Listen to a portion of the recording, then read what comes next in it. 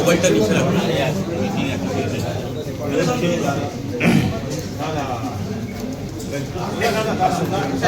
দাদা, নতুন দপ্তরে আপনাকে অভিনন্দন। প্রথমে যেটা জানতে চাইবো সেটা হচ্ছে আপনার যে দপ্তরগুলো করেছে, আগে তো অনেকগুলো দপ্তর একসঙ্গে করেছে, এই রুটিনটা কিভাবে ভাগ করবেন? কেন প্রত্যেকটা দপ্তর ডাইরেক্টলি মানুষের সঙ্গে পঞ্চায়েত দপ্তরে গেছিলাম, এখানকার সেক্রেটারি এবং বাকি অফিসারদের সঙ্গে কথা বললাম।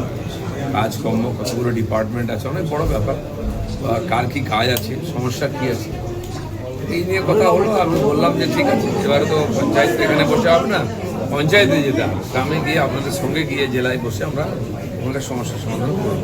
তো সেই কথা হয়েছে। তাহলে একটা প্রাইমারি ক্লাস আমার হয়েছে, আজকে এখানে এলাম। মিনার সাহেব আছেন, সেক্রেটারি ডিপার্টমেন্ট আছে, অফিসারদের সঙ্গে কথা হলো। একটা প্রাথমিক কাজকর্ম এখতিয়ার কতটা কী করেন, ট্রেনিং ইত্যাদি কথা। বাকি চেম্বার আছে, ওখানে যাবো একটু, এখন বসবো, ওনার সঙ্গে বাকি কথাবার্তা বলবো। জাস্ট খালি আজকে পরিচিতি হচ্ছে, দেখা হচ্ছে। সব আগে জানি তো কি পরিস্থিতিতে আছে, আপনি সব হবে আর আপনারাও জানতে পারবেন।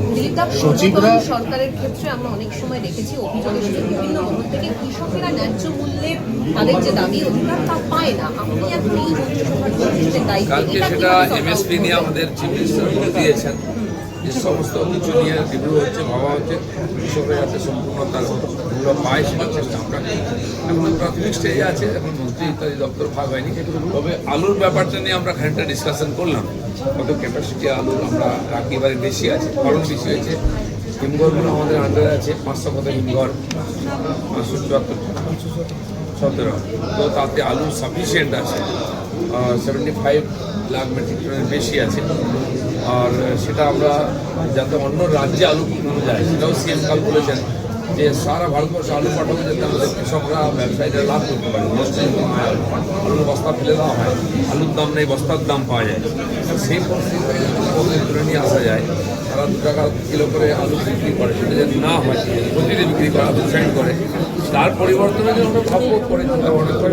দাদা, একটাই প্রশ্ন, দাম বাধা স্ট্রেসের বা অভাবী বিক্রি আটকাতে কোনো দাম বাধা এখনো কিছু আমি তো শুনিনি, এখন শুনি, কথা বলি, এনাদের যে এক্সপিরিয়েন্স আছে সেটার সঙ্গে কথা বলে জানাবো।